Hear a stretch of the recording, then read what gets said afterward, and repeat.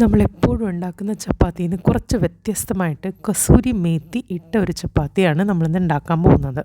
അതിനായിട്ട് ആദ്യം കുറച്ച് കസൂരി മേത്തി ചൂടുവെള്ളം ഒഴിച്ച് ഒന്ന് ഇളക്കിയിട്ട് മാറ്റി വെക്കുക. പിന്നെ ഒരു ബൗളിലേക്ക് 2 കപ്പ് ഗോതമ്പ് പൊടിയാണ് ഇടുന്നത്. 2 കപ്പ് ഗോതമ്പ് പൊടിയിലേക്ക് കുറച്ച് മസാലപ്പൊടികളിടാം. കുറച്ച് മുളക് പൊടി, കുറച്ച് മല്ലിപ്പൊടി, കുറച്ച് മസാലപ്പൊടി, കുറച്ച് മഞ്ഞൾപ്പൊടി, പിന്നെ കുറച്ച് അജ്വൈൻ അല്ലെങ്കിൽ അയമോദകം കയ്യിലിട്ടൊന്ന് ഞെരടിയിട്ട് അതും ഈ കൂട്ടിലേക്ക് ഇടാം.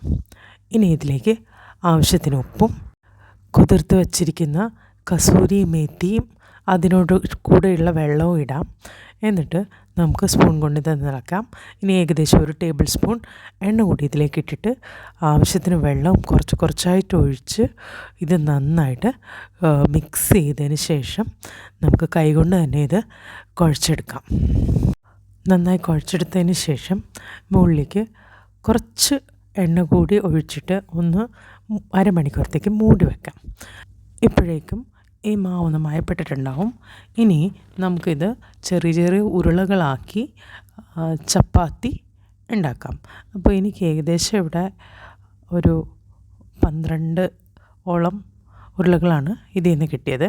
അപ്പോൾ ഇനി ഞാൻ ഇത് പരത്താൻ പോവുകയാണ്. ഇവിടെ നമ്മൾ മൈദ ഉപയോഗിച്ചാണ് പരത്തുന്നത്. മൈദയിട്ട് പരത്തുമ്പോൾ ഗോതമ്പ് പൊടിയേക്കാൾ സ്മൂത്തായിട്ട് നമുക്ക് ചപ്പാത്തി പരത്താൻ പറ്റും. അപ്പോൾ ചൂടായ ചട്ടിയിലേക്ക് ചപ്പാത്തി വെച്ച് അതിനകത്തേക്ക് അല്പം എണ്ണയും കൂടി ഒഴിച്ചിട്ട് നമുക്ക് ചപ്പാത്തി ഇതുപോലെ ചുട്ടെടുക്കാം.